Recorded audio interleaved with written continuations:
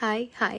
তো first clip দেখেই তোমরা বুঝতে পেরেছো যে আমরা কার বাড়িতে যাচ্ছি, আর তার বাড়িতে যাওয়ার আগে আমাদের একটা কেক নেওয়ার দরকার ছিল।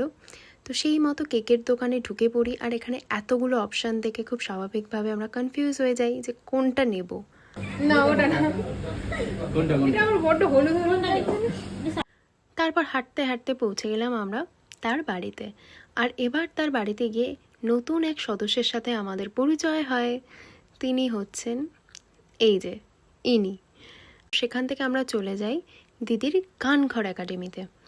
সেখানেই আমরা যে গিফটসগুলো নিয়ে গেছিলাম, দিদি সেগুলোকে আনবক্স করছিল। এই দিদি কেক দিতে পারবে। আমার সুন্দর মুহূর্তগুলোর কটা ছবিও করেছে। আমি একটা শাড়ি প্রথম পাচ্ছি। না ঠিক আছে, না আমিও একেবারে পারফেক্ট যখন করবো তখন। তো আমি কি আন্দাজ করতে পারি বলটাই? হ্যাঁ, লাইটটা জ্বললে আরো বেশি। গিফটস আনবক্সিং এর পর এবার আসে কেক কাটার পালা।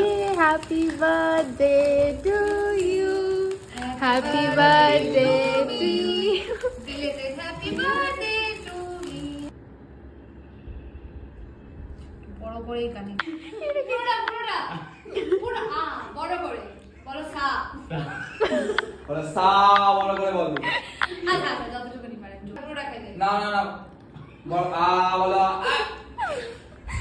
ছোট ছোট হতে হবে না। এই এই যে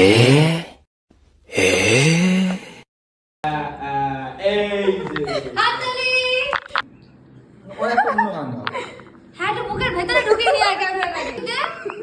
দেবো ব্লুটুথ কানেক্ট কর। আমি জানি না কি করে কানেক্ট করতে। অনেক মজা করার পর খাওয়া দাওয়া আর ছবি তোলার পর্ব মিটিয়ে আমরা বসে গেছি গান শুনতে আর গল্প করতে। সব আমার গান ভিডিও করার জন্য অত লাইট জ্বালিয়ে তখন থেকে বসে আছে। ও বলছে দাঁড়াও আমি একটু ক্যামেরাটা অন করি। এই তো তখন থেকে ক্যামেরা অন আর ক্যামেরাটা অন নেই। তো এগুলো করতে করতে কখন 3-4 ঘন্টা কেটে যায় বুঝতেই পারিনি। তারপর আর কি, তারপর টাটা করে চলে এলাম।